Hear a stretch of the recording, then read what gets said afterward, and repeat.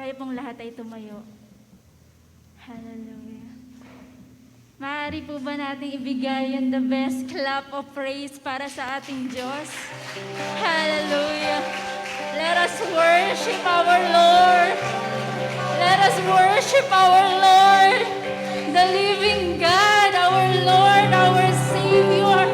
Oh, Heavenly Father, salamat, Panginoon, sa pagkakataong ito, Lord God, na naririto kami, Panginoon, upang magbigay ng pinakamataas na papuri at pagsamba sa iyo, Lord. Let us declare the worship. Let us declare that Jesus is Lord our life. Jesus is Lord over our church. Hallelujah. Oh Lord, sabi mo sa iyong salita, you are worthy, our Lord and God, to receive glory and honor and power. For you created all things, Lord.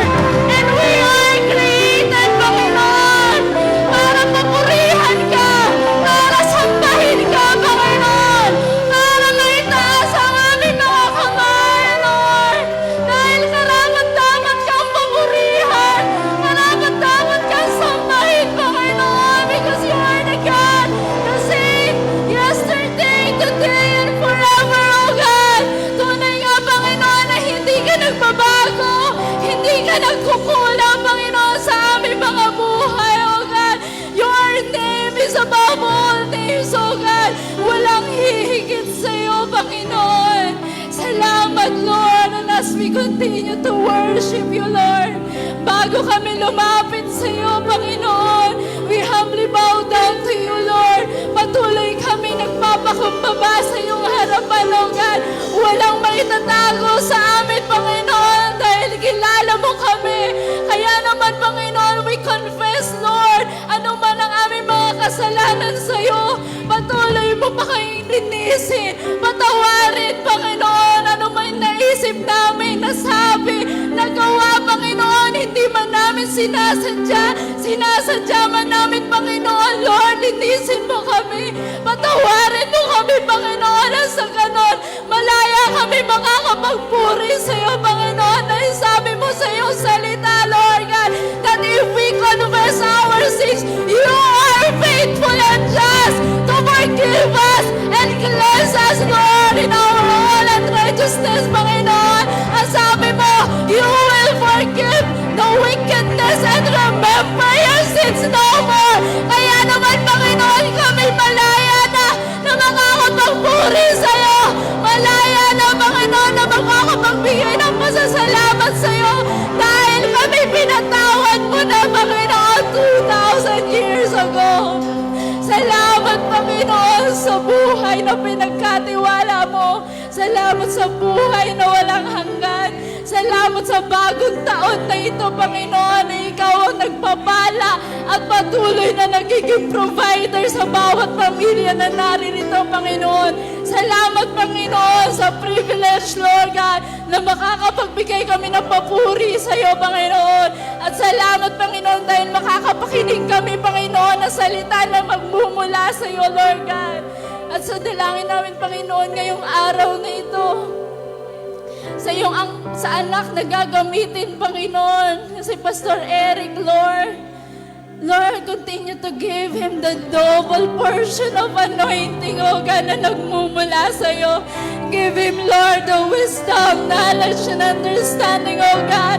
We believe, Lord, not by might, nor by power, but by your Spirit, oh God. Lukubin mo siya, Panginoon, ng iyong Spirito, Panginoon, na siyang karunungan mo lamang, Lord, ang kanyang masambit, Panginoon. Ikaw ang makita sa kanyang buhay. Patuloy mong gamitin, Panginoon, mightily and effectively, Lord. Lord, use these words, Panginoon, to give us the strength, to give us peace, to give us joy, to give us the deeper relationship, to give us deeper faith, Panginoon, sa iyo, God. At salamat, Panginoon, sa mga anak mo na naririto, babae, lalaki, Lord, na makikinig sa iyo. Open our eyes, open our ears, our spiritual ears, Lord. Open our heart, Panginoon, na patuloy, Lord, na buksan mo at patuloy, Panginoon, na ma-receive namin ang fresh fresh revelation na nagmumula sa iyo, God.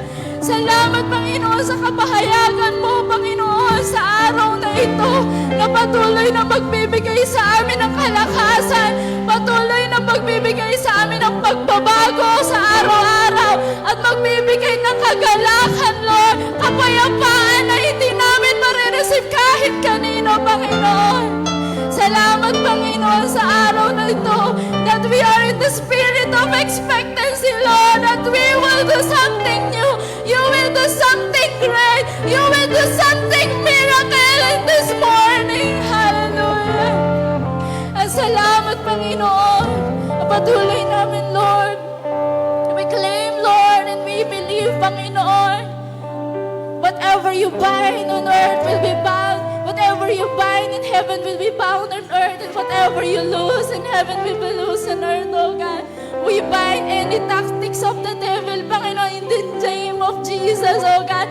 Ano man ang spirito, Panginoon, ng hindi pakikinig, espiritu ng distraction, espiritu, Panginoon, ng pagkainip, Lord, sa lugaring ito, ay winawasak namin in Jesus' name. In Jesus' name, at hayaan mo, Panginoon, pakawalan mo ang fruit of the Holy Spirit na siyang maranasan ng bawat isa. Your love, your joy, your peace, your goodness, oh God. Hallelujah. Salamat, Panginoon, sa araw na ito. At hayaan mo, Panginoon, ang mga anak mo na tatayo ay bigyan mo, Panginoon, ng pinakamataas na paburit pagsamba sa iyo, God. Gamitin mo, Panginoon, maging daluyan, Lord, ng pagpapala. Gamitin mo, Panginoon, ng magkata sa ganon, Panginoon, ay maidala mo kami sa pinakamalalim na pagsamba sa iyo. At hayaan mo, Panginoon, sa araw na ito ay maranasan ka ng mga anak mo at maranasan, Panginoon, ang pagpapala na nagmumula sa iyo, Lord God. Maraming salamat, O Diyos. We claim the victory upon victory ngayong umagang ito, na walang lalabas sa simbahan na ito na hindi mo pinagpapala, hindi mo pinagkakalooban ng pagpapala na nagmumula sa iyo, O Diyos. Sa iyo ang lahat ng pupurit pagsamba sa pangalan ni Jesus. Amen and amen.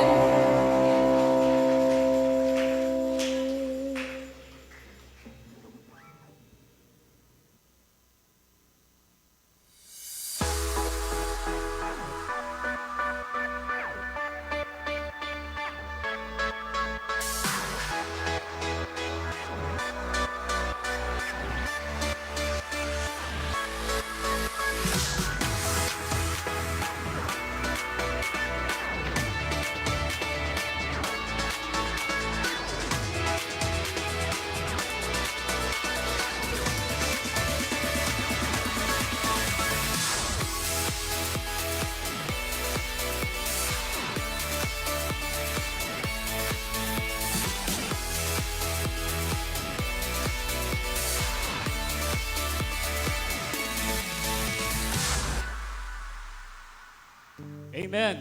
Hallelujah. Let us continue to celebrate the goodness of the Lord. Hallelujah.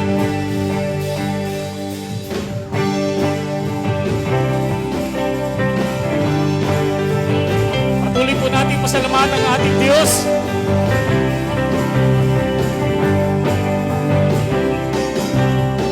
Salamat sa nagaang taon. Sa parating ngayon,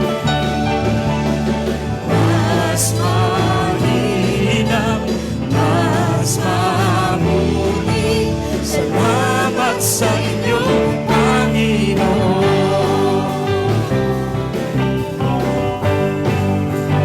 Salamat. Salamat sa nagaang taon. Sa parating ngayon, mas mahina, mas mabuti. Mas mahina, mas mabuti. Salamat sa inyo, Panginoon.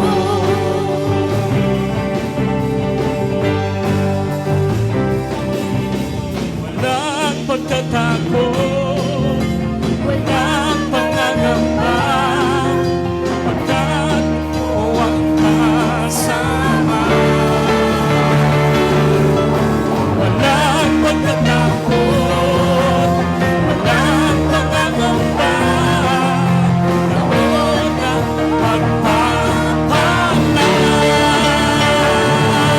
Sabay-sabay po tayo.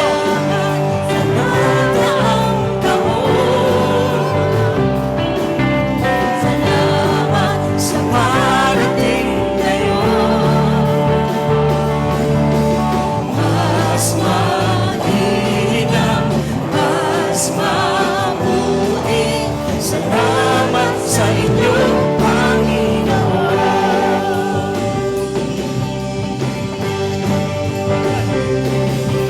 Walang pagtatakot, walang pangangamba, pagkatayo ang pag-isapan.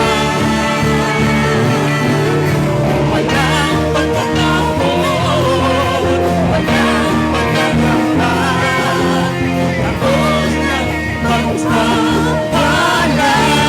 Ating pong ideklara, hallelujah! Salamat sa daang taon. Salamat sa parating ngayon. Mas mainam, mas mabuti. Salamat sa inyo, Panginoon. Mas mainam, mas mabuti. Mas mainam, mas mabuti.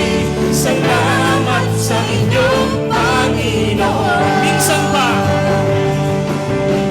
Mas mainam, mas mabuti. Salamat sa inyo, Panginoon.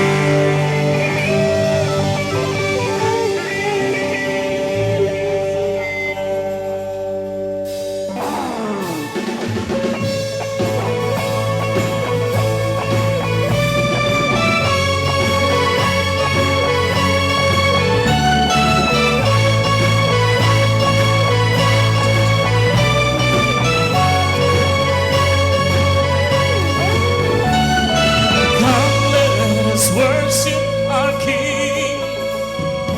Come let us bow at His feet. He has done great things. Amen. See how Savior has done. See how His love overcomes. He has done great things. He has done great things. Oh, Hero of heaven, You conquered the grave. You free every captive and break every chain. Oh God, You have done great things. We dance in Your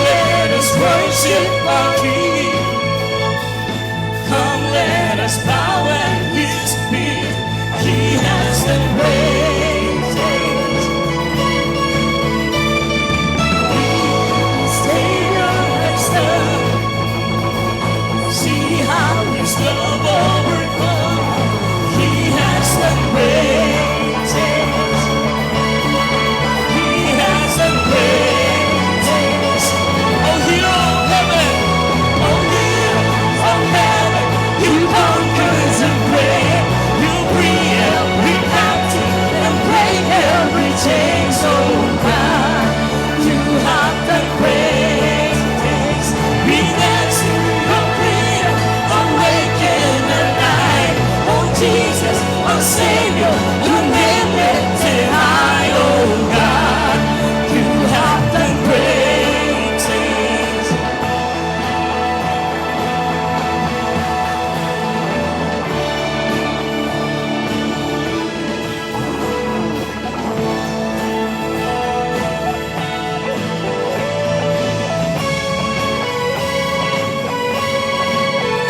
You've been faithful through every storm, from everyone. You have done great things, and I know you'll do it again. For your promise is yes and amen.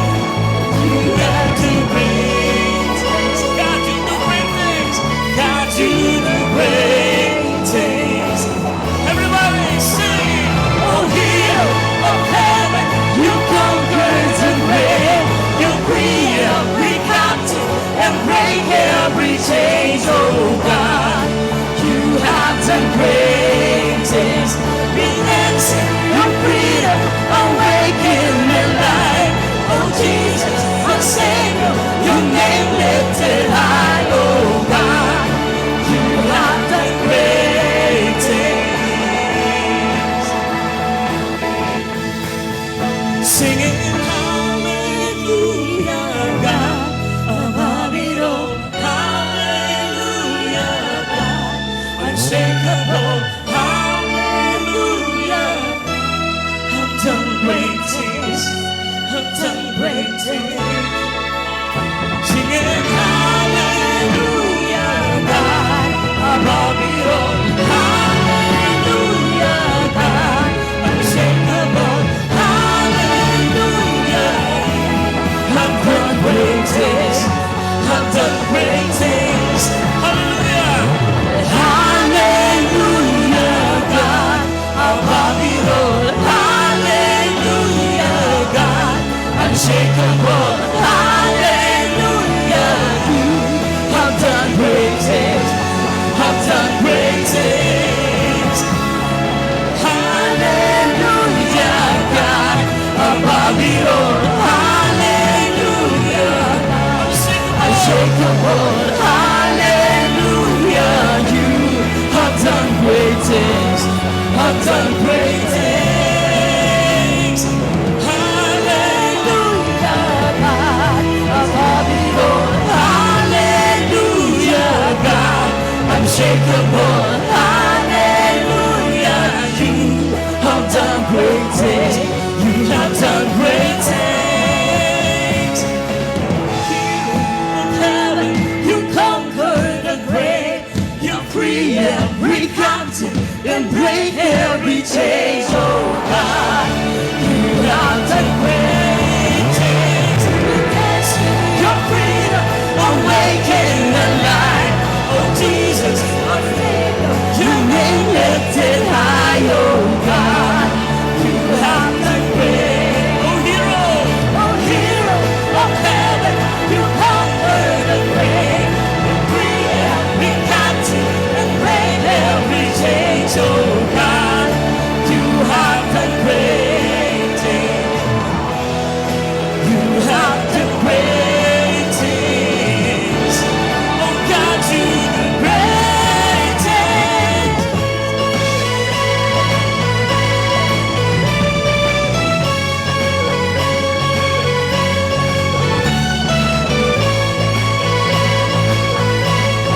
Thank you, Jesus. Hallelujah.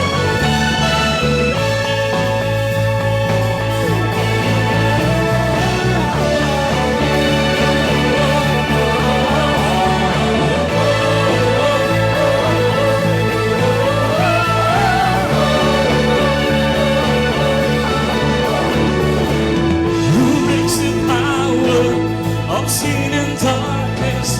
Who love is mighty and so much stronger? The King of glory, the King above all kings. Who sets the whole world with holy thunder? And leave his breathless, you know it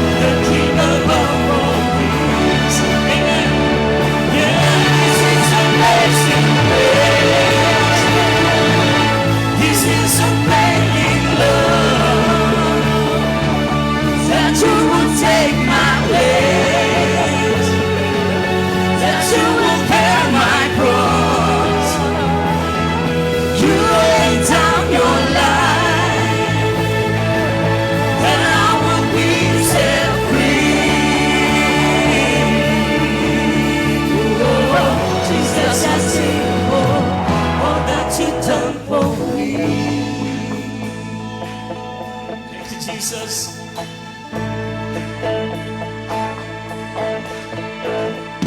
What is the Lamb who was slain? What is the King who conquered the grave? What is the Lamb who was slain? What is the King who conquered the grave? What is the Lamb who was slain? What is the King who conquered the grave? What is the Lamb who was slain? Worthy, worthy, worthy. Oh, this is amazing grace. This is unfailing love. That you would take my place. That you would bear my cross. You laid down your life, that I would be set free. Oh, Jesus, I sing for. This is amazing grace. This is amazing love. That you would take my place. That you would bear my cross. You laid down your life, that I will be set free. Oh, Jesus, I sing for all that you've done for me.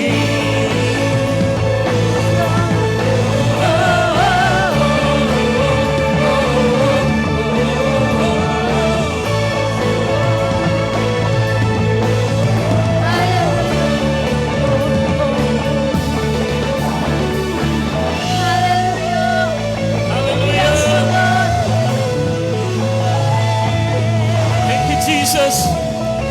Thank you, Jesus, for the cross of Calvary. Hallelujah.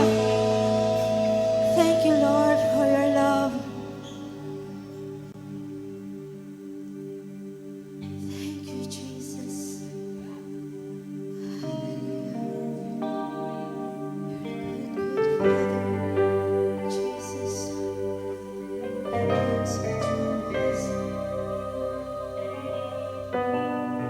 Protect us. You guide us, God. Hallelujah.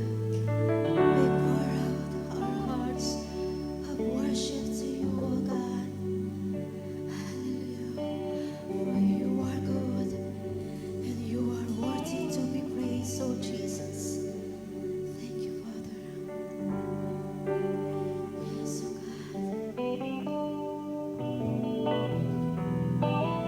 Oh, my Jesus, my Savior, you are my Redeemer, O God. Savior of my soul,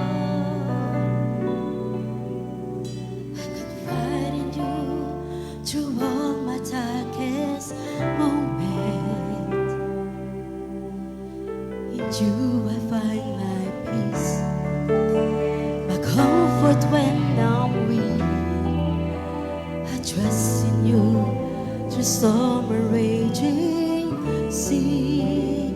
Faithful, faithful, oh my God. Faithful, you're my God. You're the glory and the lifter of my head.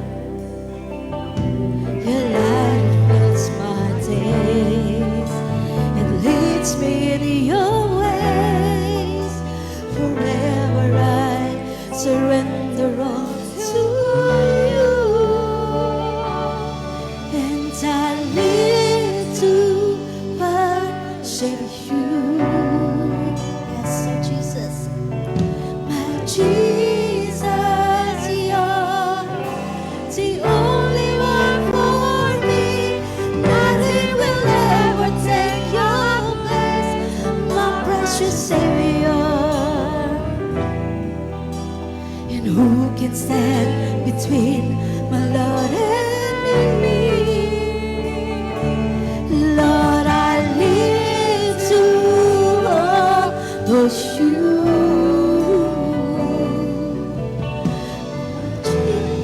To bring my life an offering, take me higher,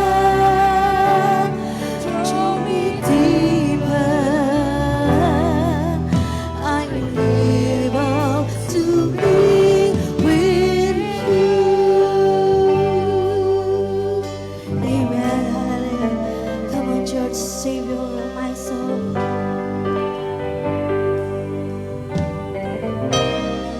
Yes, pour out. Savior of my soul. I could find it through all my darkest moment. Into my face, you find my peace, my comfort when I'm weak. Yes, Lord, I trust in you. Through storm and raging sea, oh faithful one, faithful, you're my God. You're the glory and the lifter of my head. Your light that fills my days, light that fills my day, and leads me in your ways, oh Jesus. Oh, yes, Lord, surrender all to you. Our church and I need to serve you. Oh, my Jesus, you're the only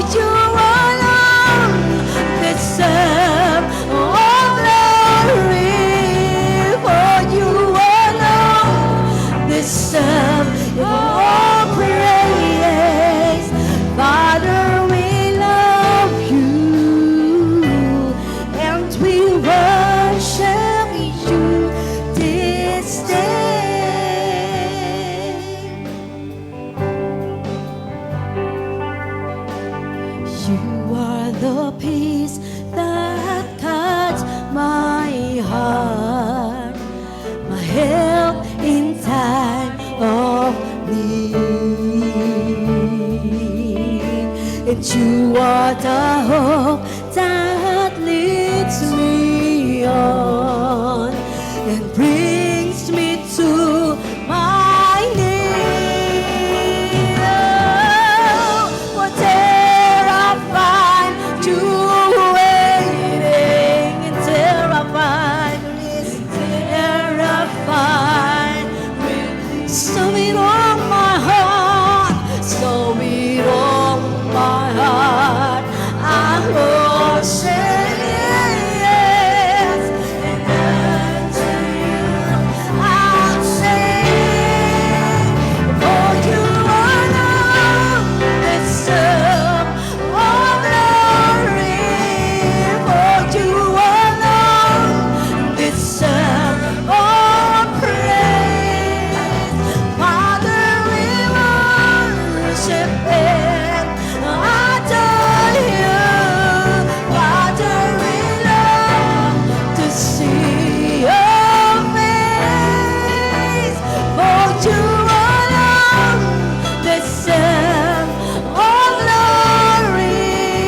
For you alone deserve and all praise. Father, we love you and we worship you this day. Hallelujah.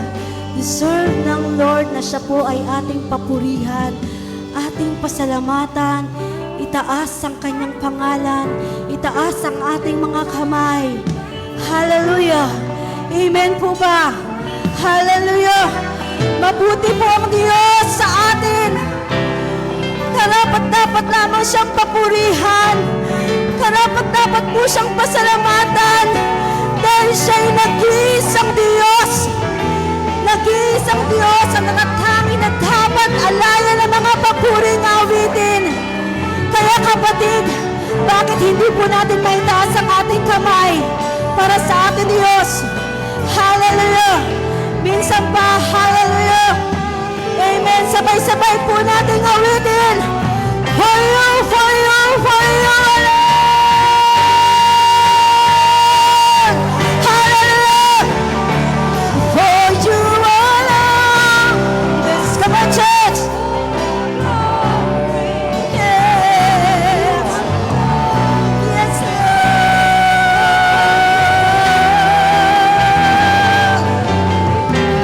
Oh, Jesus! You deserve all the glory!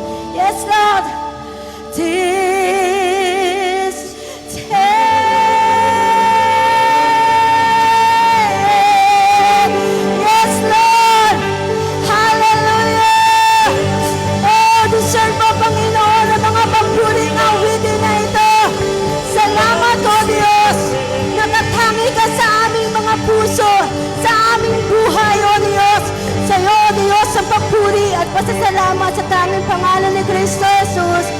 Amen. Palakpakan po natin ng malakas na malakas ang ating Diyos na buhay. Hallelujah. Praise God.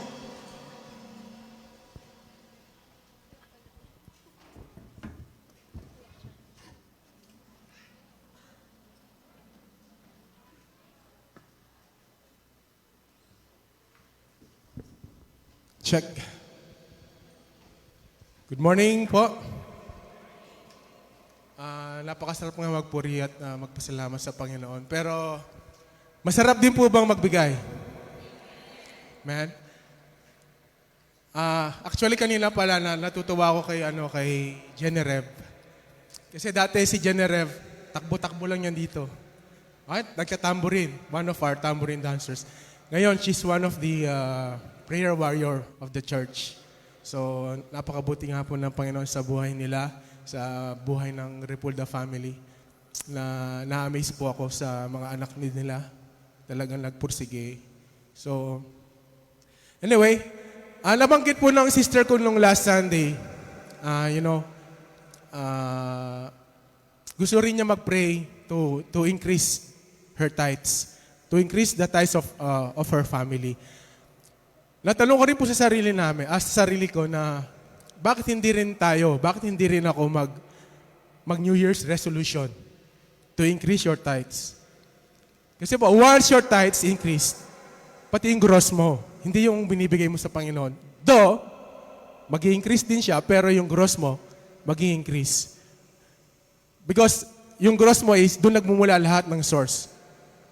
So I challenge you, bakit hindi natin pag-pray? Bakit hindi mo challenge ang Panginoon sa New Year's resolution mo na increase ang tithes natin?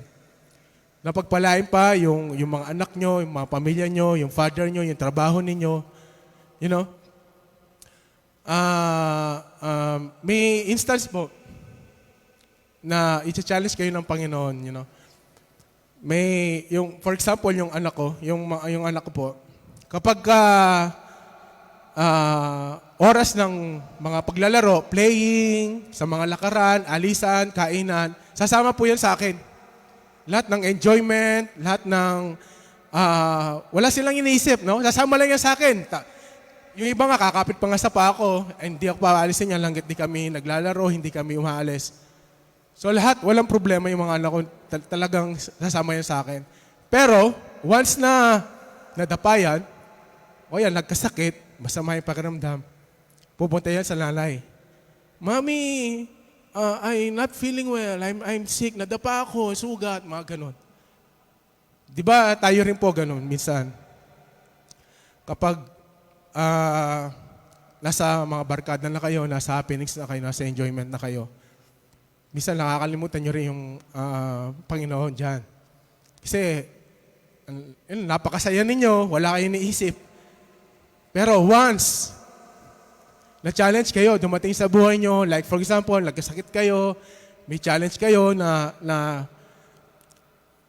lalapit na kayo sa Panginoon, magpipray pa kayo, sabihin nyo, Panginoon, bakit?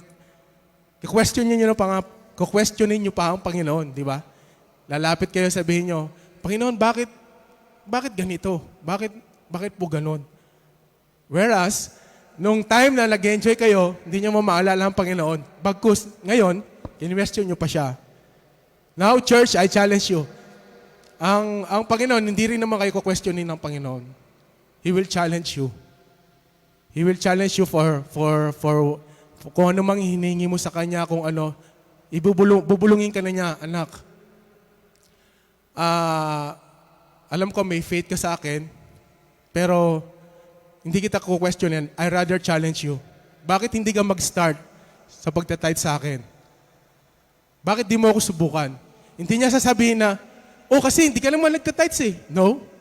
Bagkus, He will challenge you. Once na binigay mo ang tithe sa Panginoon, meaning, you have your 100% faith to Him. Because you give everything 100% to Him. Nawa po i-push natin ang goal natin for this New Year's resolution. Let us pray for our tithes to be increased by the Lord. Amen. Let's pray for us for the tithes and offering. Father, salamat po sa biyayang pinagkaloob mo sa umagang ito. Maging po, Panginoon, sa mga health na pinagkaloob mo sa amin, sa pagising pa lang, sa buhay na aming tinatahak. Father God, salamat po. Kami po ay nagpupuri sa iyo. Bless niyo po ang aming mga givers, mga tithers, at mga workers ng aming church. We declare you, we give you all the glory. In Jesus' name we pray. Amen.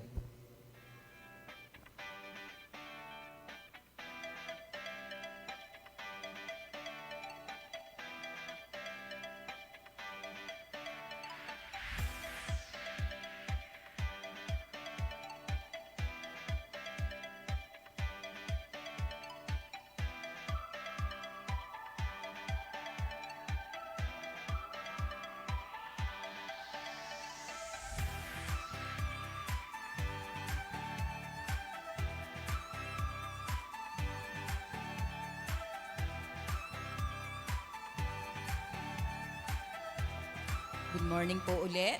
For the announcement, nire-remind po yung ating upcoming weekly class on hermeneutics and homiletics. Yung first class will be on January 13, Friday at 6 p.m. Online po ito. And it will run for 4 months hanggang April po siya. So lahat po ng mga names na isinend po sa atin ni Pastor JB, paki-check nyo na lang po dun sa ating group chat sa Messenger. And then, this coming week po, meron po tayong life group muli, yung discipleship group, bawat groups natin. Natatandaan nyo po ba yon? So, alam po natin yung kanya-kanyang group natin, kaya sa next Sunday po, be sure na alam natin yung kanya-kanyang group natin at siyempre po, kumain din po tayo ng heavy sa bahay natin bago tayo mag-church. Tapos po nun, kasi medyo magkakaroon tayo ng mga 15 minutes lang po na pagtitipon or discipleship group. Then, may konting snack naman po yun, kaya huwag kayong mag-alala. So, be with us on discipleship group this coming Sunday. Amen po? So, yun lamang po and God bless you all.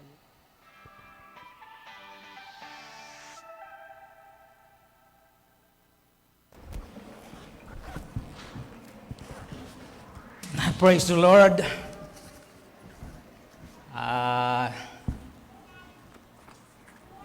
Good morning po at mapagpalang umaga din po sa bawat isa.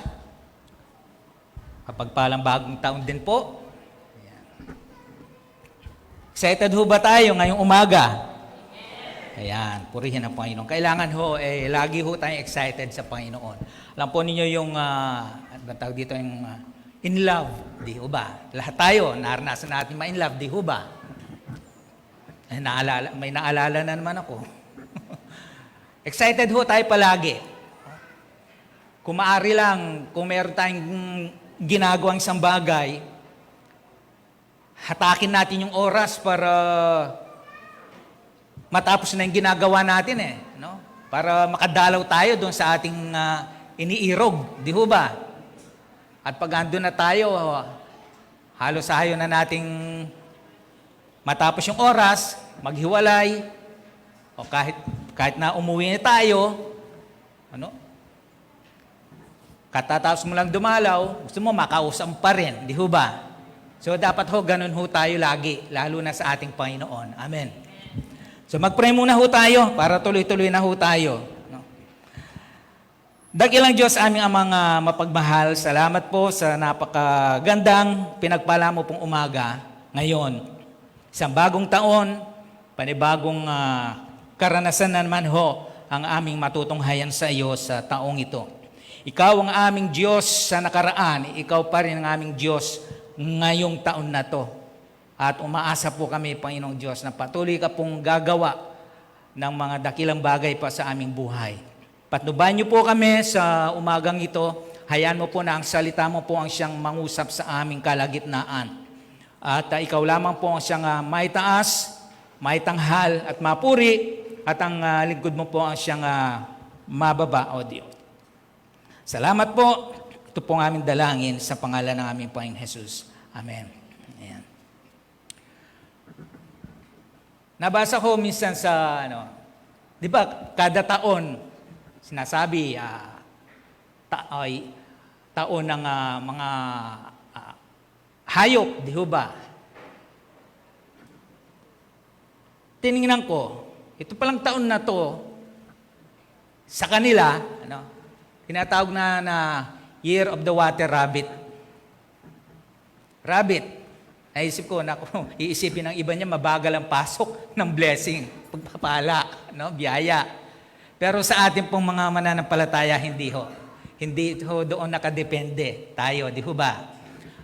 Ang taon na ito ay taon pa rin para sa ating Panginoon. So sa taon pong ito, ano po ang maaari nating asahan? O maaaring yung iba ay inaasahan. Lahat po tayo ay umaasa na magagandang bagay na mangyayari ho sa atin sa taong ito, di ho ba? Wala hong masama na umasa po tayo. Ang importante ho doon, man ho yung inaasahan natin, ay tsakin ho natin na ito ay makapagbibigay ng kapurihan sa ating Panginoon. Hindi lang ho ito basta inaasam natin ho na mangyari sa ating buhay. Kailangan ho, yun ang lagi nating inuuna eh. Ito bang inaasahan ko ito na inihingi sa Panginoon, ito ba ay makapagbibigay ng kapurihan sa Kanya? Yan ho dapat na unang priority ho natin. At kanina narinig ho natin, sinabi ni Brother Patrick, yung isa sa maging New Year's resolution niya ay yung mag-increase. Yung tithes. Tama po yun, yung sinabi ho niya. Kapag nag-increase po yung tithes natin, ibig sabihin po yun, nag-increase si Lord sa atin. Di ho ba? So kapag nag-increase si Lord sa atin, kailangan ho, automatic yun, mag-increase din ho yung ating tithes and offering. Makita ho natin doon tutuusin ho, ito lagi hong sinasabi Huwag ho nating tingnan yung kung bakit ang laki ng ating tithes, Tanungin natin, bakit nakapagbigay tayo ng ganon na nag-increase? So, ibig po sabihin, unang nag-increase si Lord, nag-increase siya. Kaya, saan huwag ho nating hadlangan yon.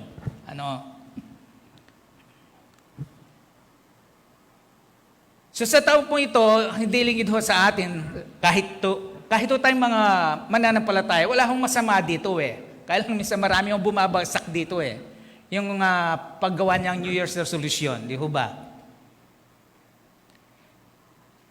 Ano ho yung, mula nung umpisa na nagkaroon tayo, gumawa tayo ng New Year's resolution,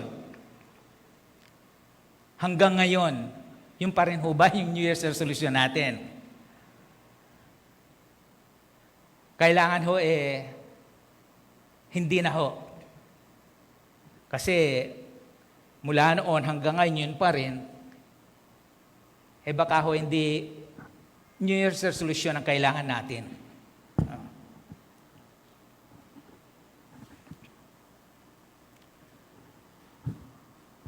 Sabi ng isang kantang Tagalog na pamasko, bagong taon ay magbagong buhay. Anong kasunod ho nun?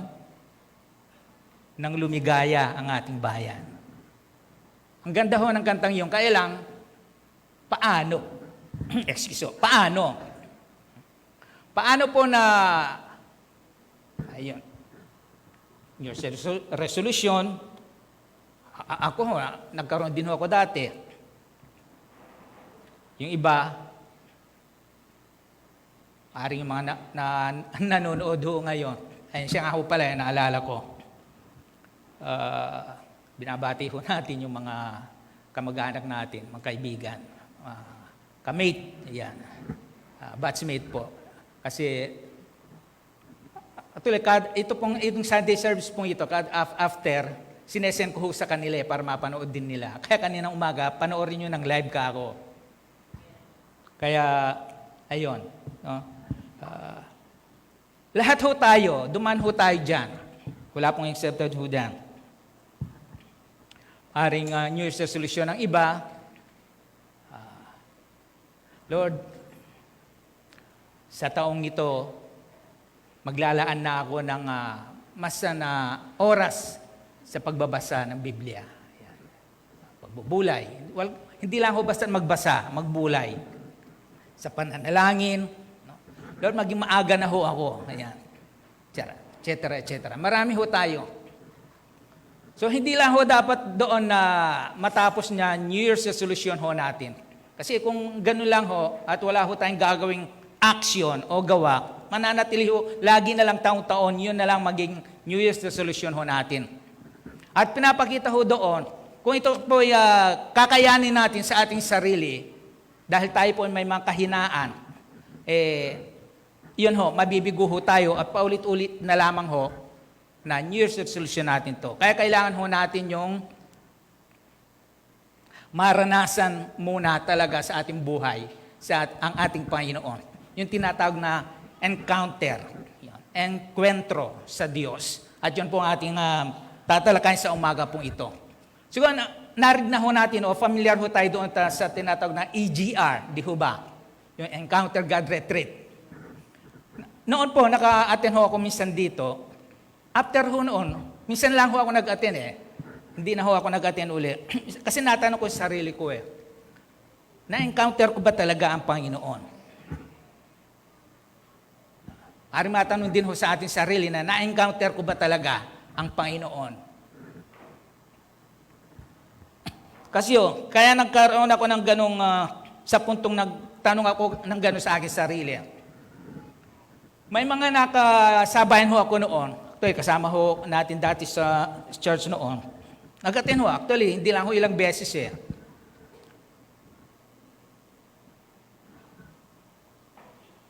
Sabi nila na-encounter nila po noon, kaya lang after noon, ito lagi kong tanong ho palagi Okay, wala hong masama doon Nag-attend tayo sa isang gathering, lundagan, hiyawan, iyak, etc. Kanta. Ang tanong ho doon, after noon, na lumabas ka doon sa lugar na yon, kumusta na ho ang buhay mo? Yung bang inilabas mo doon sa loob na yon, ay dala-dala mo pa rin ba hanggang sa panlabas? Hanggang sa araw-araw, sumunod na araw sa iyong buhay? Kaya natanong ko yung aking sarili, kasi ang enkwentro ho sa Panginoon, hindi lang ho ito emosyon. Hindi lamang ho ito imahinasyon o yung tinatawag na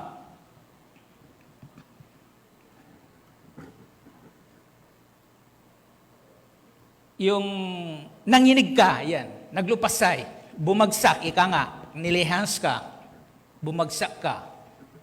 Alala ko tuloy, bago ho ako mananampalataya, in-invite ako sa isang gathering din hong ganyan. Siyempre, bago. Alam mo na natin, pag bagong Kristiyano, ang tingin mo doon sa mga nauna sa iyo, mga matured na, ika nga.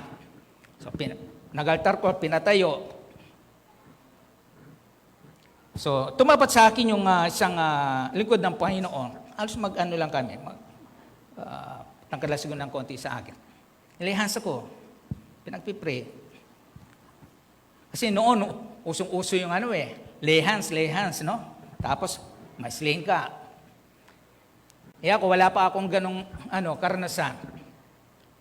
Pinipilit akong matumba. Sige. Parang lang matumba ako kasi nakatapat kami ganon So, hindi ko na ikukwento pa lahat. Nagpatumba na lang ho ako. Kasi hindi ko na matiis So, ang tanong ho doon, pagkatapos noon,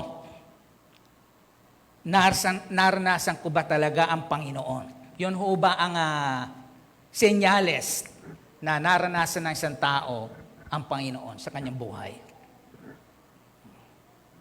So sa ating pong buhay, na-enkwentro na ho ba natin talaga si Lord sa ating buhay? At paano natin malalaman na na-enkwentro nga natin ang Panginoon?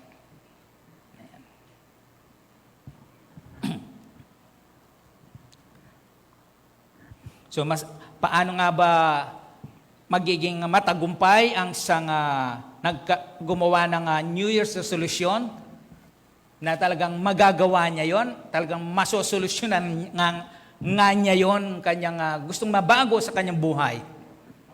Na isang dating talamak, masama, aring bisyo, no? Adik, sigarilyo, alak, ano pang yung iba, inalis nga sigarilyo pero sinabstitute naman nila yung bape, no?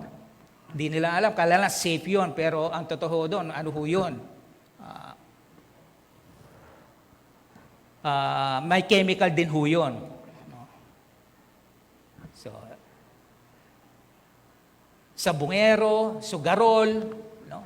Babaero, lalakero, etc. Lahat ng masama. No? Paano mababago yun ng isang tao? Minsan, ito yung nagiging dahilan kung bakit yung isang mag-asawa nagkakaroon ng problema.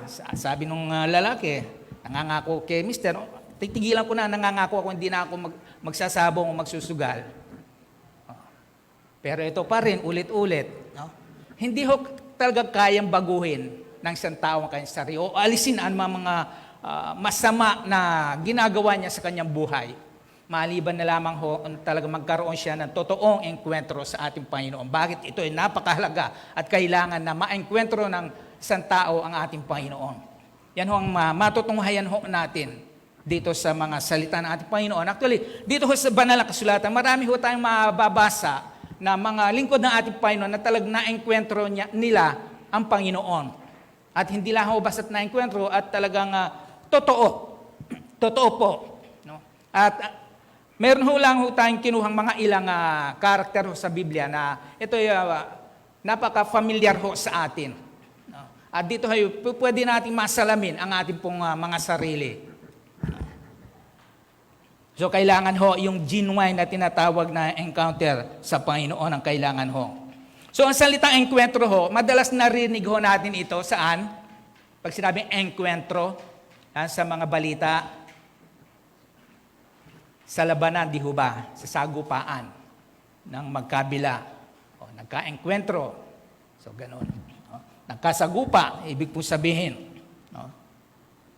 Nagpang-abot, ayun, nakaharap, kasalubong, nakatagpo o nasumpungan. So, ayun po ang ibig sabihin ng enkwentro. So, iba't ibang kaparaanan at lugar na pwede ho natin ma-enkwentro ang ating Panginoon. At marahil sa atin po dito ay may nangyari na at hindi lang ho natin minsan dapat na-enkwentro ang Panginoon. Maaring yung una, ito yung tinatawag natin yung unang enkwentro natin sa ating Panginoon nung tayo ay tawagin niya sa isang sitwasyon, di ho ba? Kanya-kanya sitwasyon ho. Ako naalala ko ho, August 1989 ho. Ayun. Dahil hindi ko na ho talaga makaya yung isang sitwasyon. Ewan ko kung na-share ko na ho sa inyo dito eh. Pagod na pagod ho ako kasi kada araw-araw yun ho ang ginagawa ko na lang. Ayaw ko kasi ng marumi. Sabi ko nga sabi ng pamamahay. Araw-araw ganun ginagawa ko. Linis. Napagod ako ganun. Dumating doon sa puntong naupo ako. Lord, sabi ko, suko na ako, pagod na ako, hindi ko na kaya. Yun ang punto po. Yun ang, hindi ko makalimutan ho yun.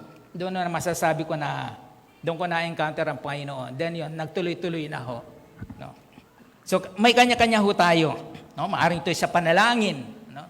Mamaya may makikita ho tayong mamaya sa video. No?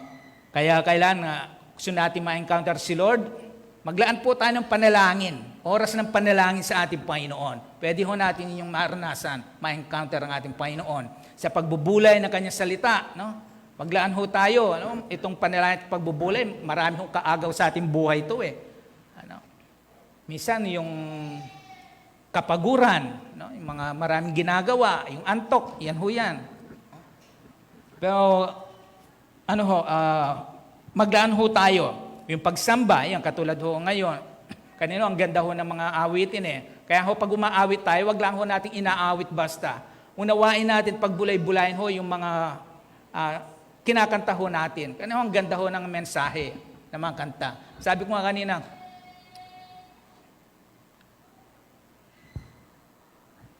binulay ko mabuti. Ay, oo nga, sabi ko, Lord, salamat, akma sa mensahe. Mamaya ho, kantahin natin uli yung ano bang title noon? Yung You've Done Great Things. You have done great things. No? Ang ganda ho.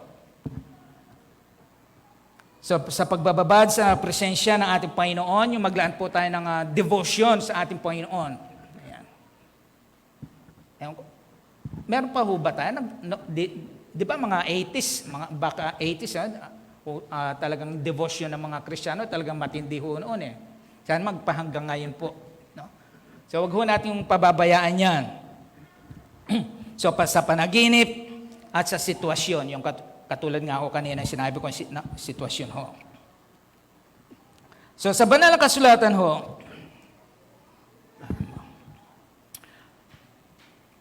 dito po sa Lumang Tipan, dalawang talata po ito eh. Pero maiksi lang ho. Sa aklat ng Genesis chapter 28, ayan, verse 10 hanggang 22, ito po yung nanaginip si Jacob sa Bethel. Ayan. Bakit nga tinawag na Bethel ang lugar na yon? Basahin muna ho natin. Ang sabi ho sa verse 10, umalis nga si Jacob sa Beersheba at nagpunta sa Haran. Inabot siya ng unang paglubog ng araw sa isang lugar at minabuti niyang doon na magpalipas ng gabi. Isang bato ang inunan niya sa kanyang pagtulog. Nang gabing iyon, siya ay nanaginip. May nakita siyang hagdan na abot sa langit at manaog doon ang maanghel ng Diyos. Walang ano-ano ay nakita niya si Yahweh sa tabi niya. Wika niya, ako si Yahweh ang Diyos ni Abraham at ni Isaac. Ang lupang ito na iyong hinihigaan ay ibibigay ko sa iyo at sa iyong lahi. Darami sila na parang alikabok sa lupa at lalaganap sila sa apat na sulok ng daigdig. Sa pamamagitan mo at ng iyong lahi ay pagpapalain ko ang lahat ng bansa. Ayan. 15, tandaan mo, susubaybayan kita at ipagtatanggol ka saan ka man magpunta at ibabalik kita sa lupaing ito. Hindi kita iiwan hanggang sa matupad ang lahat ng sinabi ko sa iyo. Nagising si Jacob at ang sabi, hindi ko alam na narito pala si Yahweh. Nakakapangilabot ang lugar na ito. Tiyak na ito ang tahanan ng Diyos at ang pintuan ng kalangitan. 18. Maaga gumising si Jacob ng umagang iyon, kinuha niya ang inunang bato at itinayo bilang isang alaala. Binuhusan niya ito ng langis at itinalaga sa Diyos. Tinawag niyang Bethel ang lugar na iyon na dati tinatawag na Luz.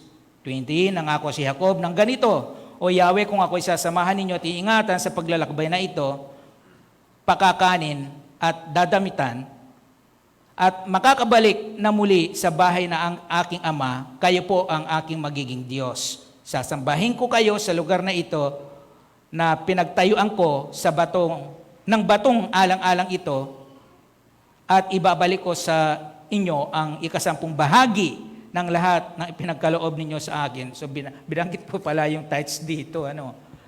So yan po ito po yung unang enkwentro ni Jacob sa ating Panginoon doon sa Bethel, nung siya managinip. Then, pangalawa po sa Genesis chapter 32, verse 22 hanggang 32, ayan. Doon man ho yung nakipagbuno naman ho dito si Jacob, no? Sa Peniel, sabi ho. Nang gabing ring iyon, gumising si Jacob at itinawid sa ilog Habok ang 2 niyang asawa, 11 anak at 2 asawang lingkod. Pagkatapos, maitawid ang lahat niyang ari-arian na iwang mag-isa si Jacob. Doon nakipagbuno sa kanya ang isang lalaki hanggang sa pagbubukang liwayway. Nang maramdaman ng lalaki na hindi niya madaig si Jacob, hinampas niya ito sa balakang at ang buto nito ay nalinsad. 26, ang sabi ng lalaki, bitiwan mo ako at magbubukang liwayway na. Hindi kita bibitawan hanggat hindi mo ako binabasbasan, wika ni Jacob. Tinanong ng lalaki kung sino siya. Sinabi niyang siya ay si Jacob. Sinabi sa kanya ng lalaki, mula ngayon, Israel na ang itatawag sa iyo. Hindi na Jacob. sapagkat nakipagbuno ka sa Diyos at sa mga tao at ikaw ay nagtagumpay. Ano naman ang pangalan ninyo? Tanong ni Jacob. Bakit gusto mo pang malaman? Sagot naman ng lalaki at binasbasan niya si Jacob. Sinabi ni Jacob, nakita ko ang mukha ng Diyos, gayon may buhay rin ako. At tinawag niyang Peniel ang lugar na iyon. Sumikat na ang araw nang umalis siya roon at papilay-pilay na lumakad. Yan, 32. Iyon ang dahilan kung bakit hanggang ngayon hindi kinakain ng mga Israelita ang litid ng pigi ng hayop sapagkat yan ang bahaging napilay kay Jacob. Ito yung pangalawang enkwentro naman ni Jacob sa ating Panginoon. So tignan ho natin kung paano na enkwentro ni Jacob ang ating Panginoon at kung ano ang nangyari o ebidensya. So doon muna ho tayo sa una. Doon sa Genesis chapter 28. Yung unang enkwentro ni Jacob. So, nanaginip po siya sa Bethel. So, Jacob, alam po niyo tayo, may mga dati rin tayong mga Jacob eh. Kaya, ang ibig po sabihin ng Jacob dito tininan ho natin, supplanter. Ibig sabihin substitute. O, kahalili, kapalit. Sa ibang salin, kaagaw. O yung sumusungab, sabi. Malalang salita. Iniisip ba, sumusungab. So, malalaman ho natin. Sa Genesis chapter 25 po, verse 19, ito, pamaunaman ho natin yung ibig sabihin ng Jacob. So, ipinanganak ho sila dito. Kasi twin po sila si Esau. So, si Esau ang panganay ho dito. Actually, ang sabi ho ni nanay nila, si Rebecca, pinagbubuntis pa lang sila, nagtutulakan nila. No? Kaya nasabi ng nanay nila, kung ngayon pa lang ganito na nang nangyayari, ba't pa ako mabubuhay? Sabi niya. Sabi ng Panginoon sa kanya, ang dinadala mo ay dalawang bata. Larawan ng dalawang bansa na magkaaway, sabi niya. Mas makapangyarihan ang bunso, si Jacob nga. So, pinanak ho sila, kambal ho sila. Then, tininan ko pa ho, ito ho hindi, actually, ito alam na ho natin pa ito. Madalas ito ho ang mas alam natin na ibig sabihin ng Jacob o Jacob, deceiver. Di ho ba? Mandaraya, manloloko, manlilinlang. Kumbaga, tuso. Bakit ho? Sa Genesis chapter 25, ayan, verse 27, at sa mga sumunod na mga talata, dito ho, ipinagbili ni Esau yung karapatan niya bilang panganay. Galing ho siya sa pangangaso, gutom siya, nagluluto naman si Esau, si Jacob. Ayun. Sabi niya, bigyan mo naman ako niyan, niluluto mo. Bibigyan kita kung ibibigay mo sa akin ang karapatan ng pagiging panganay. Sigurista si Jacob, sumumpa ka muna, sabi niya kay Esau. Dahil sa gutom na gutom, kaya minsan nasisira yung hindi lang sa tinapay na bubuhay ang tao, no? Hindi lang sa isang pinggan ng buto ng pula, no? Kaya doon lang, yun, pinagpalit. So, nakuha. Yan lang ang halaga, ang sabi ng kanyang pagkapanganay. So, unang naisahan siya, no, ni Jacob, si Esau. Yun ang una. Then sa Genesis chapter 27 naman ho, eto na yon. Ito na yung, kumbaga sa legal na yung pagkapanganay ni Jacob. Nakuha na ni Jacob yung pagkapanganay. Bakit? Ito, pakinggan natin mabuti. Ito yung nababasa ko ito, nakikita ko ang isang pamilya eh. Si Isaac, paborito niya si Esau. Ang tatay, si Jacob, paborito naman niya ng kanyang nanay. Nag-uusap si Isaac at saka si Esau. Pagluto muna ako para mabasbasan na kita. Sabi, mapagpala. Nakikinig pala si nanay. Ayun. Nung kumuha na ng hayop si Esau para iluto, eto naman, dali, dali. Sabi nanay, narinig ko, nag-uusap sila. Sa madaling salita ho, nag-disguise ho si Jacob. Magpatay ka ng hayop. Ibigay mo sa iyong ama. Mabalahibo po si Esau eh. Ako nang bahala. Ano mang nakikita na ho natin dito? Nagkakaroon na ho ng division sa family. Dahil sa may paborito, may paborito. Sana maiwasan ho yun. Pangalawa ho, yung pagiging, konsentidor. Kinonsinti ni nanay na dapat hindi ganon. So sa madaling salita ho, ayon. Siguro wala pang mahuling hayop si Esau. Ito si Jacob, meron na siyang nailuto. Ayan. Sa madaling salita ho, nakakain, nabasbasan, nakuha po ni Jacob ang basbas ng pagpapala. Yan ho ang pangalawang naisahan na naman niya ang kanyang kambal. Kaya doon galit na galit si Esau po. No? Nagtanim siya ng galit. At tumakas ka na, sabi ng kanyang nanay, kita ho ninyo yung hindi magandang bunga. So yan ho ang unang encuentro. Then, doon sa verse 17 hanggang 19, so balik na ho tayo doon sa susing talata natin. So, naginip. Then, ang sabi ho doon, yung lugar na yon dati tinatawag pong sabi Luz. No? Ngayon tinawag hong Bethel, ang sabi ho doon. No? At doon ho, mababasa ho natin, inuulit na sinabi ng Diyos ang kanyang pangako ng kanyang mga ninuno kay Jacob. No? Mababasa ho natin yun sa Genesis 35, chapter 35, verse 12. Ayan. At maliban ho doon, sa verse 15, pinangakuan din ho ng Diyos si Jacob. Sabi ho doon, tandaan mo, susubaybayan kita at ipagtatanggol saan ka man magpunta. Ibabalik kita sa lupaing ito. So ayun pong pangako ng Panginoon sa kanila. Hindi kita hiwalayan hanggang sa matupad ang lahat ng sinabi ko sa iyo.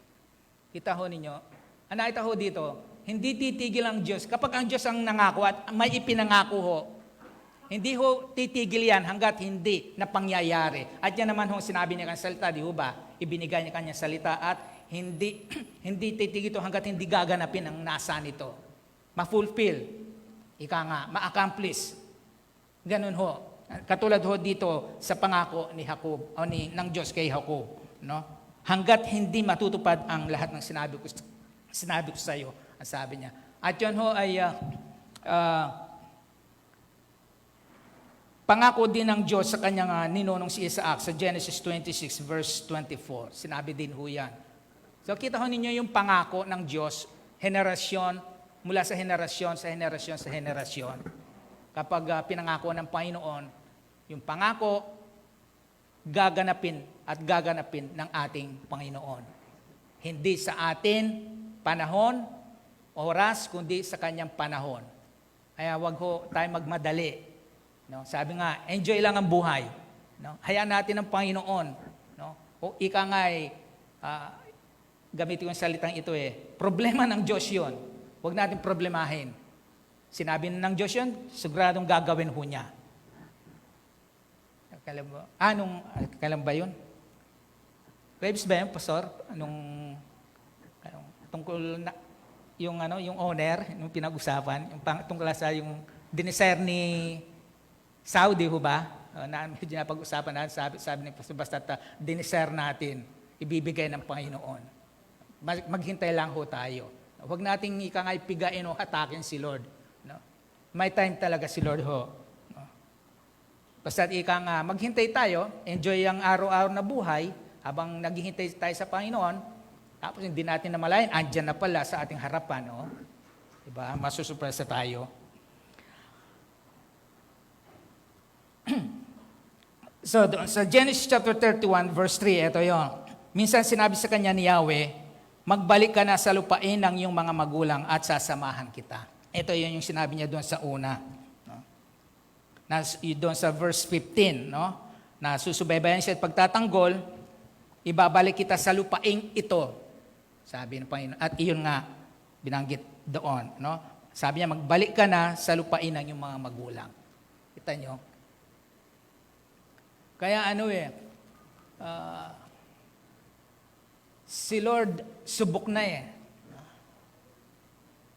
Kung naranasan na natin, nasubukan na natin si Lord, treasure ho natin ang mga yon. Wag ho natin na sabi ko nga, yung minsan patotoo natin, hindi ko mo napatotoo na natin, wala na yon. Hindi ho, ingatan pa rin ho natin yon. Hindi ho disposable yon. Hindi ho. Kumbaga, nasa baul ho yan, kumuha tayo at ninilabas, ibabalik din ho natin doon. Hindi yung itatapon na natin. Hindi ho. So, Bethel, ibig po sabihin, tahanan ng Diyos. Dahil doon niya nakatagpo ang ating Panginoon. So, tayo po, maaring tayo may mga kanya-kanyang Bethel din. Di ho ba?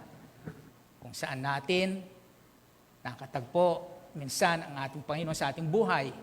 Sabi ko nga, hindi lang ho dapat minsan sa ating buhay natin siya nakatagpo ang ating Panginoon. Dapat habang andito tayo sa mundo, lagi natin nasain na makatagpo at maranasan ng ating Panginoon. Para ang ating buhay, Kristiyano, hindi yung tinatawag na Kristiyanong boring. Na parang labas-masok na lang, ganun lang ang buhay. Hindi ho. Sa pangalawa, doon sa Genesis chapter 32, ayan, mula sa verse 22 hanggang 32, ito ho yung pangalawa naman ho na enkwentro ni Jacob sa Panginoong Diyos. Ito naman ho ay nung makipagbuno, nakipaglaban, no? sa Diyos, si Jacob. So, 24 to 27, sabi yung nakipagbuno siya sa isang lalaki. Then, dahil sa pakikipagbuno nila, itong pagkikipagbunong ito, ano ba tawag dito? Ini-interpret ng iba na pwede pakipagbuno ito sa pananalangin. No? Na wag, sabi niya, bitawan mo na ako, sabi ng lalaki, magbubukang liwayway na. Ayos siyang bitawan ni Jacob, hanggat hindi mo ko binabasbasan, ang sabi. No? Dapat ganun ho tayo. Wag ho tayong bibitaw sa panalangin. No? So, hinampas ho siya para kangay bitawan na siya, kaya ayon, ang sabi, na yung balakang, nalinsad yung buto. At dahil doon, binasbasan na ho si Jacob. Kaya sabi ng lalaki, mula ngayon, Israel na ang itatawag sa iyo, hindi na Jacob. Ano pong ibig sabihin ng Israel? No? Sabihin doon, nakipagbuno, nakipaglaban, nagtagumpay sa Panginoon. From Jacob naman, durugas, naging Israel naman na nagumpay. Yung nga sabi ko kanina, dati tayong mga Jacob, may iba't ibang mga kanya-kanyang hindi pangit, mga pahit na ugali, buhay. Pero ito nga, nung ma-encounter natin ang ating Panginoon sa ating buhay, yan, hindi na tayo mga Jacob, Israel na. Mga Kristiyano, ibig sabihin sa panahon natin ho ngayon. No? So tinawag pong Peniel ang lugar na yon sa verse 30 dahil ang ibig sabihin ng Peniel, ito, sa Tarlakata ito, ginamit na pangalan eh. Ibig sabihin, mukha ng Diyos. Sabi, nakita ko ang mukha ng Diyos. Mapalad, may malis na puso, makikita nila ang Panginoon, sabi. So, yun po ang ibig sabihin ng Peniel. Tol, sa Old Testament, meron din ho eh. Kaya hindi na ho natin dahil ahaba ho tayo. Si Moses. Alam mo ba, saan na-encounter ni Moses si Lord? Ha? Ito po sa Exodus chapter 3, diba? Doon sa nasusunog na nag-aapoy pero hindi nasusunog. Ayun. Na kahoy, punong kahoy. So alam ako natin yung kwento na yon. So yan ho ang una at pangalawang enkwentro ho ni Jacob sa ating Panginoon. No? So dito po sa Bagong Tipan, meron po tayong tatlong kilalang tagpo, no? Na naengkwentro ho nila ang Panginoon at makikita ho natin dito, talagang naengkwentro naman nila. Maaring matanong natin, sila andun ng Panginoon eh. Ngayon wala ng Panginoon sa physical eh. Paano ko malalaman na enkwentro nga ko nga ang Panginoon? So una ho, doon sa Luke chapter 19, ito ho yung si Jesus at si Zaccheo. So ito, familiar na naman ho tayo dito, no? At sabi ho doon, so sa pangangaral ng ating Panginoon Kristo, ang kanyang mga alagad, napasok sila sa Jericho, at sa pagpasok nila doon, ayun ang sabi, merong isang mayaman na publikano na ang pangalan ay Zaccheo. Siya ho ay, ayun ho, mayaman, publikano, kaya lang, pandak. Maliit, ayun. Alam po ninyo, kaya nga, ito ho ang sabi ko ho kanina na isa sa kaparaanan upang ma-encounter natin Panginoon, yung hindi lang sa pagbabasa, kundi pagbubulay talaga, namnamin ika nga. Hindi lang ho natin yung dadaanan ba, bastang ganun basahin yung salita ng Panginoon.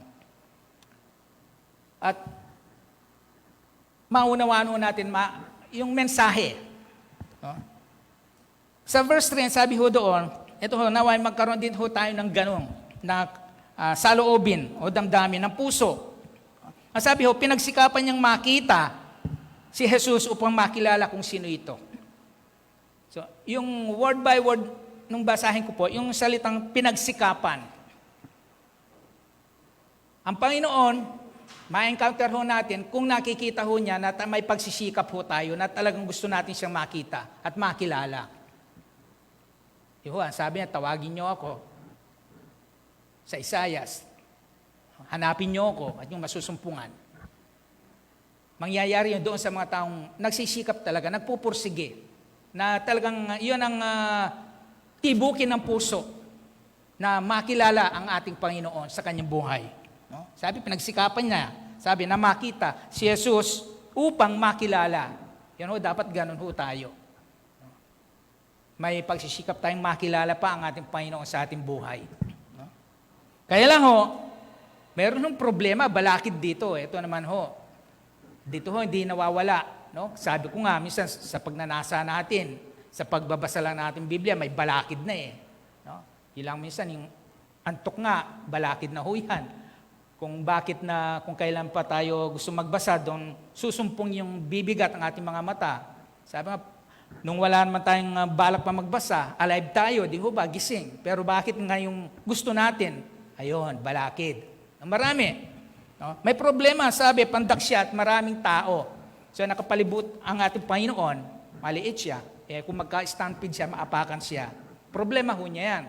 Pero hindi nawala sa kanyang puso yung pagsisikap, yung apoy na gusto niya makilala ang ating Panginoon.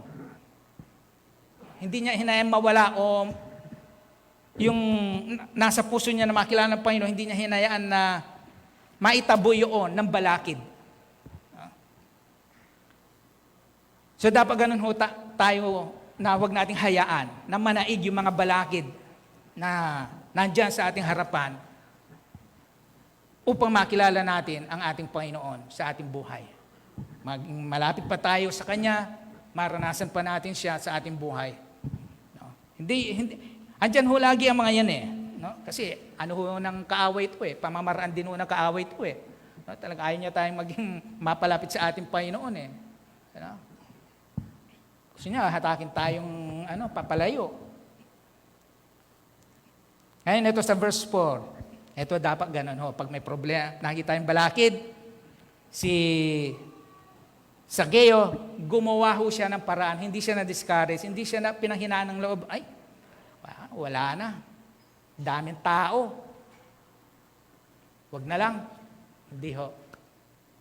Gumawa ho siya ng paraan. Dapat ganun ho tayo. Anong kasabihan ng mga natin, ng mga matanda? Pag gusto, ayun. Yun si Sakeo. Pag ayaw, ayun. Maraming dahilan. Pero kung gusto mo isang bagay, kaya mo gumising maaga eh. No? Pero pag ayaw, dahilan. No? So ano hong paraan na ginawa ni Sakeo? Umakyat siya sa puno ng sycamore. Ayon ho sa mga Bible scholar, itong puno ng sycamore, parang ito, yung puno ng, yung may kulot-kulot na Kamatsile, yun. Matinik. May mga tinik daw yun eh. Yun ang sabi ko nila. Aakit siya doon. Hindi niya alintana o inisip na magkakatusok-tusok ho siya. Dahil andun yung apoy sa puso niya eh. Gustong makilala si Jesus eh. No? So umakyat ho siya sa puno ng sycamore. Ito ay tinatawag natin na enkwentro sa puno ng sycamore. Doon niya na-enkwentro sa puno ng sycamore ang ating Panginoon. Tingnan nyo, walang, at ba yung kasabihan ni Balagtas tungkol sa pag-ibig, no? Pag-ibig na pag-ibig na makapangyarihan, pag pumasok sa puso ninyo, mahahamakin. Kahit daw yung keleon, ketigre, tatakot, harapin na. Ganun, no? Di niya inisip yung tinik ng sycamore, makatusok siya yung mga balagid. So umakyat pa rin ho siya. Ito na yon. Nang makita niya, natapat ang ating Panginoon. Ayun, tingnan. Babakar yan. Kita ho ninyo? Napakadaming nakapalibot sa ating Panginoon. Bakit wala siyang nakita na puso na ganong pagsisikap na humahanap sa Kanya upang makilala bakit ito pa nandun sa puno na natawag ang atensyon, pansin ng ating Panginoon. Kasi basa ng Panginoon ang puso po natin. Alam niya. Kaya kung hanggang sa, lahat tayo may desire ho, kaya dapat hindi lamang ho doon nagtatapos na desire natin. Dapat gumawa ho tayo. Huwag ho natin, mamatay yung apoy na yung sa ating puso. Gumawa ho tayo ng hakbang. No? So, bumaba ka agad sapagkat kailangan kong tumuloy sa bahay mo ngayon. Tahan niyo, no? Alam din ng Panginoon kung sino ang kanyang katatagpuin eh. Kasi nakita niya yung puso ni Sakeo. Naghahanap sa kanya. Kapag nakita ng Panginoon na talagang gusto natin na ma-enkwentro siya patuloy sa ating buhay, hindi madamot ang ating Panginoon. Mararanasan ho natin yun sa ating buhay. So, nagmadali naman bumaba, no? Si Sakeo, at sabi, at tuwang-tuwang tinanggap sa verse 6. Kita nyo, tuwang-tuwa. Sino ba namang hindi matutuwa? Parang hindi sa nagtatangi ang ating Panginoon, no? Parang ito ay, sariling pananaw ko lang. Parang nakikita si Sakeo noon na, maaaring inaisip ni Sakeo na, naku, sino ba naman ako? No? Ang dami-daming tao dito, ako pa ang tinawag ng ating Panginoon at tumuloy sa aking bahay. Tahon niyo, no? Kumbaga, tingin ni Sakeo, kung ito yung pagbabasehan natin, pamantayan ng tao, pero yung pamantayan ng tao, may mas higit pa kay Sakeo na dapat na kausapin ng ating Panginoon, katagpuin ng ating Panginoon. Pero hindi yun ang pamantayan ng Panginoon. Eh. May pamantayan sa sarili ang ating Panginoon po.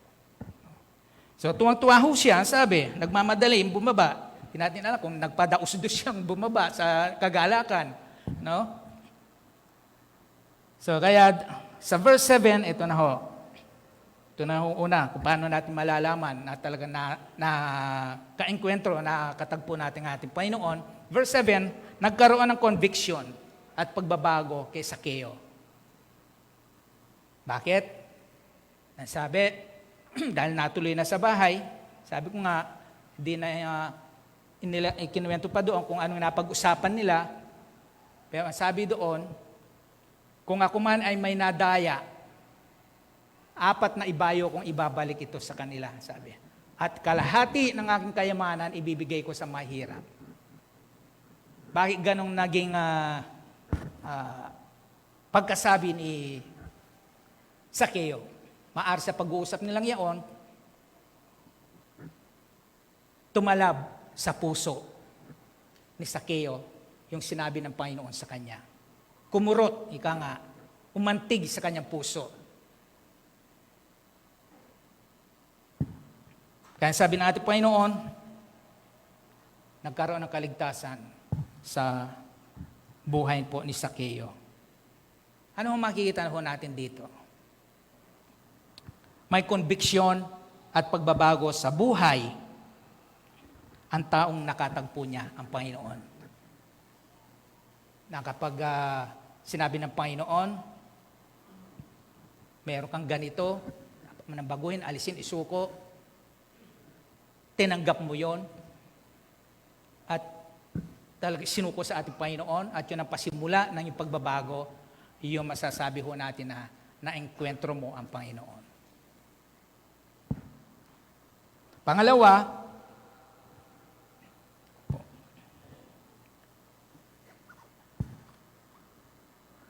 hanggang 12 lang ho tayo, no?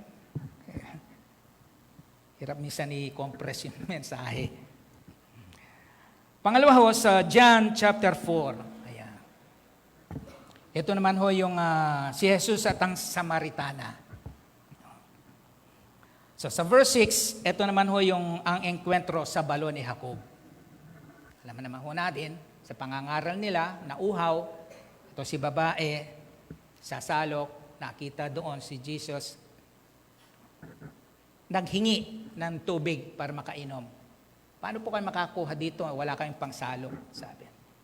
So, alam na ho natin yung conversation ho nila, di ho ba?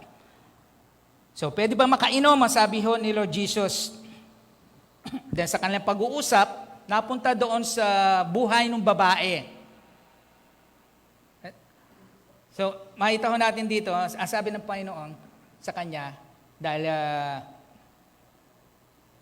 wala po, kasi nahalungkat yung buhay ng babae Wala po akong asawa, sabi niya. Tama ka, wala kang asawa. Naging 5 na, sabi. Yung naging, actually, hindi asawang tao doon eh. Ang naging, sabihin lalaki. At yung ngayon, kinakasama, hindi mo asawa. Nagtaka yung babae. Bakit alam niya yung buhay niya at yung kung ilan na yung naging lalaki niya sa buhay. Kita niyo, no? Basa ng Panginoon, alam niya, halungkat ng Panginoon yung buhay ng bawat isa. No? Walang maitatago. No? Kaya wag na ho tayo mag-hide and seek kay Lord. Ilantad ho natin. Hayaan ho natin yung buhay natin ay maging bukas na libro. Actually, kahit isara natin ito, kita pa rin ng ating Panginoon. Ang ibig lang ho natin sabihin, itong buksan natin, maging tapat tayo, totoo sa ating Panginoon. Tulad ng babaeng ito, nung nalaman niya na hindi niya itinanggi, na hindi niya itinanggi, na ganun nga kanyang buhay, di natin masabi, maesawa no? So, mula sa verse 25 hanggang 30, eto na ho yun, after na nalaman yung buhay ng babae. So, yung pagpapahayag ng Samaritana tungkol kay Jesus. So, mababasa ho natin doon. No? 25 hanggang 30, mahaba po ito. So, gusto ko nga ho, Kaya minsan, pag tayo po ay nangangal dito, hindi ko ho sinasabi lahat eh. Kundi yung verse lang gusto ko, pag-uwi nyo sa bahay, may gagawin din ho kayo. No? Nabasahin ho ninyo. So, ipinahayag. No? Umuwi siya, pinahayag niya sa mga kababayan ho niya, sabi doon, at dahil doon sa pahayag niya, at naranasan niya sa ating Panginoon, maraming mga kababayan ho niya ang sumampalataya sa ating Panginoong Jesucristo. Sa patotoo ho niya. So, makita ho natin dito, dahil sa patotoo mo, yan, patotoo ng ating buhay, tungkol sa ating Panginoong Jesucristo at tungkol sa iyong buhay, maaring marami ang sumampalataya sa ating Panginoon, tulad ng babaeng ito. Ito yung ebidensya na na-encounter ng babae ang ating Panginoon. Ipinahayag niya tungkol sa ating Panginoon Kristo. At kilala ang babaeng ito ng kanyang mga kababayan. At dahil doon sa patotoo niya, at hindi naging hadlang na kilala siya na ganitong babae siya, hindi naging hadlang yon para hindi sumampalataya ang mga kababayan ho niya. Aring sabi ho niya, alam ng taong ito ang aking buhay eh. Sabi niya sa mga kababayan ho niya eh. So dahil po doon, sumampalataya ho. Maraming sumampalataya. Maring mangyari din ho sa atin yon. Kaya yung patotoo po natin, yung buhay ho natin, wag ho nating itago. No? O yung itago na hindi ipahayag sa iba. Kasi ito gawa ng Panginoon eh, di ba? Great things na ginawa ng ating Panginoon sa ating buhay eh. So yan ang patotoo na na-encounter mo nga ang ating Panginoon. Kaya wag ho nating na hindi ipahayag yung ginawa ng ating Panginoon sa ating buhay. So ayun yung pangalawa yun. At ang pangatlo, okay, aabot tayo. Sa Acts chapter 9, ito po ay tungkol naman kay Saul. Saul na si Pablo po sa New Testament, hindi po sa Old Testament. Ito po yung pagtawag kay Saul po ito eh. So sino ba itong si Saul? Sabi po doon sa Galatians chapter 1 verse 13 hanggang 14, siya ho ay sabi, masugid na kaadib ng reliyang Judaismo kaysa sa mga kasinggulang niya. Kung kasinggulang niya, parang siya ang pinakauna, nangingibabaw sa masugid. Parang tayo, no? Masugid tayong sa mga babae ng tawag, mga manang ata, no? Dati paniniwala natin, no? Manang ba ang tawag? No? Masugid, ika nga. Kasinggulang niya, ang sabi, buong lupit niyang inusig ang iglesia ng Diyos at sinikap na ito'y wasakin. Malaki ang malasakit niya sa kaugalian ng kanilang mga ninuno. So yung tradisyon, yung nakamulatan, talagang ika nga sabi nga, kapag napakalalim ang pagkakabaon, yung ugat nito, napakahirap bunutin, di ho ba? Para sa isang puno. Parang gano'n sa atin ho dati, di ho ba? Lalo na sabi nga dun sa mga may edad na, sila ang napakahirap na hatakin at dalhin sa Panginoon dahil sa kanilang mga paniniwala nakagisna. Ganon ho si Pablo. No? Hindi basta-basta mabunot, maalis doon sa dati niyang nakagisnang mga paniniwala sa kanilang reliyon, sa kanilang nakaugalian. Then ang sabi pa ho sa Philippians chapter 3 verse 5, sabi diyon, ito pa ho, tinuloy siya sa ikawalong araw pagkasilang. Sabi ito, pinagmamalaki niya, tunay siyang Israelita, buhat sa angkan ni David, ni Benjamin. Totoong Hebreo. Yung background ho niya. Kapag binabasa ko po ito si Pablo, ang nakikita ko ho yung dati natin yung paniniwala dati, no? Sabi nga, sarado, dekandado, gano'n. Na kung dito ako sinilang, dito na ako mamamatay, dito ako namulat. Ganun ho, no? Ganito si Pablo eh. No? At sabi pa, walang maisusumbat sa kanya pagsunod sa kautusan. Ang ganun ho, nagpa-flashback po sa atin, no?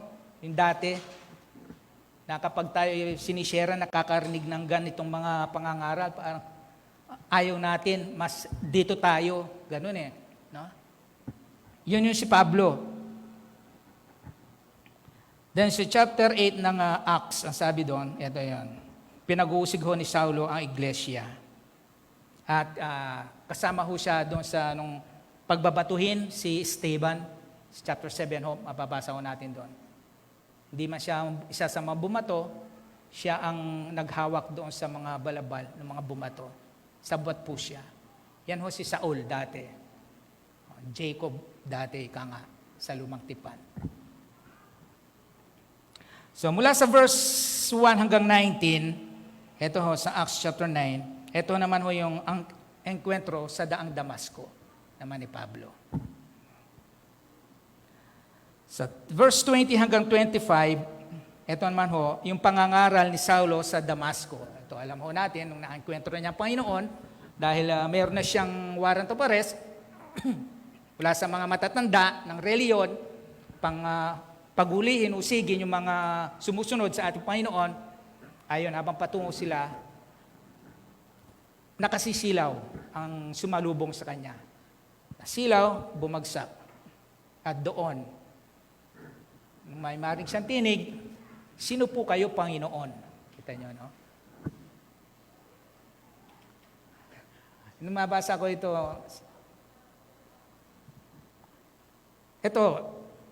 sabi niya, sino po kayo, Panginoon?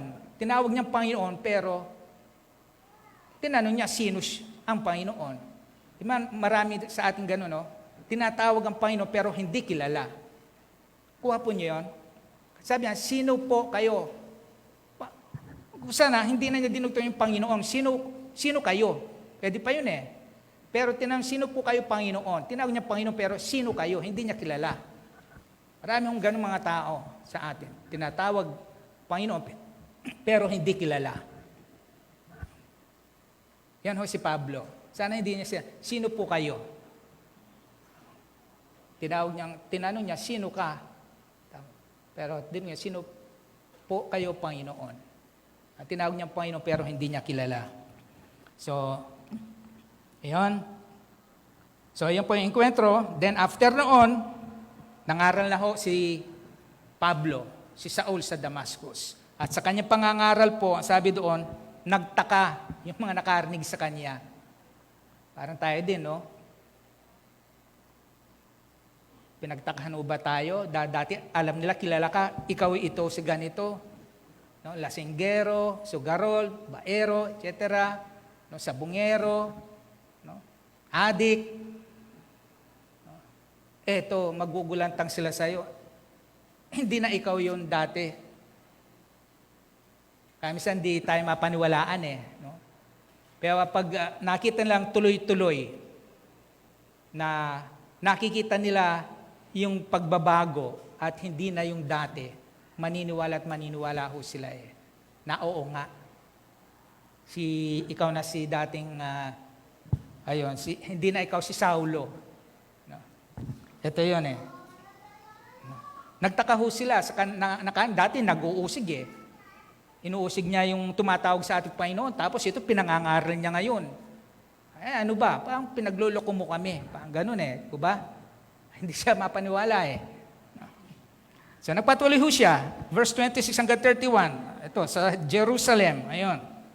Nangaral ho siya doon. At doon,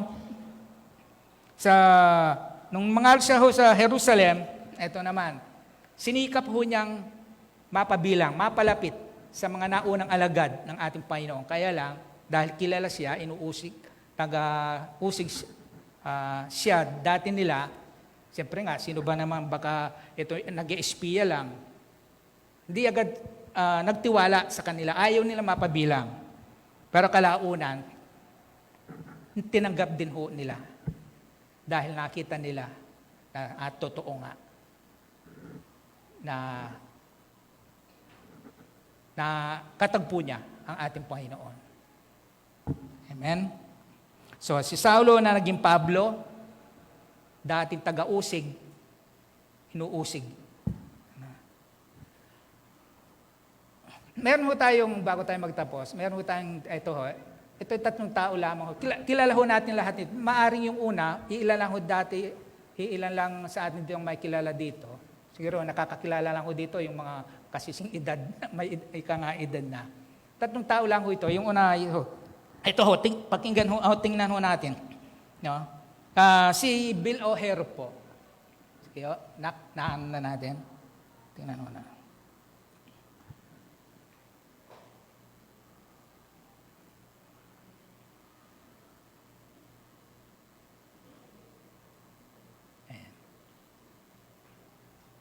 Ay, wala.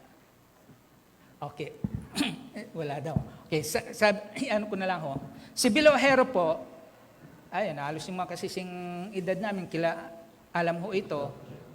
Siguro, hindi ka magkalayo ng, hindi ko masasabing taas eh. Liit. So, ano ho siya? Nakulong ho siya kasi siya isang pusakal na kriminal ho.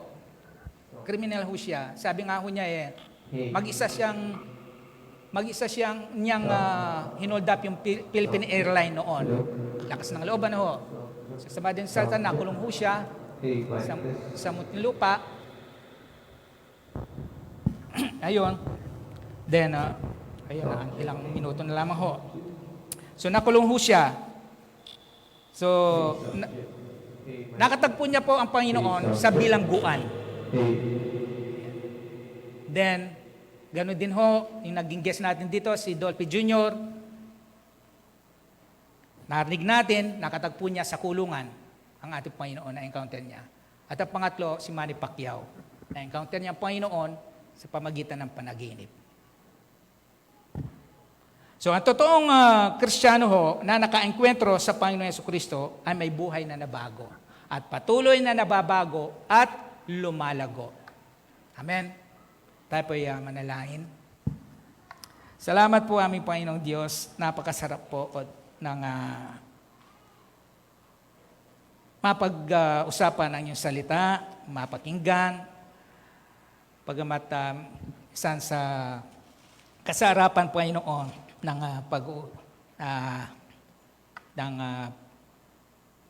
pagbubulay ng mga salita. Kulang Panginoon ang oras. Ngunit alam ko po, Panginoon, sapat na ho yung mga narinig namin upang magkaroon po kami ng ganon na sidhi ng puso. Lalo na sa taong ito, yun po, nawa ang pakanasain namin sa aming buhay. Hindi lang yung minsan ka namin na-enkwentro, kundi patuloy sa buong buhay po namin, Panginoon, patuloy ka namin ma-enkwentro. Salamat po, aming Panginoon, sa mga salita mo po. Nawa ito po ay maingatan po namin sa aming buhay. At patuloy na maingatan din po namin yung buhay na binago mo, inayos mo po mula sa kadiliman tungo sa kaliwanagan, Panginoon. Pinupuri ka po namin, aming Ama. Dakila ang iyong katapatan. O Diyos, sa iyo po ang lahat ng karangalan sa umaga pong ito. At sa amin pong pansamantalang pag-iwahiwalay ay sumaatin po lahat ang pag-ibig ng Diyos, pagliligtas ng anak at pakikipisan ng banal na Espiritu ngayon at magpakailan, kailan pa man. Amen. Good morning po. Muli.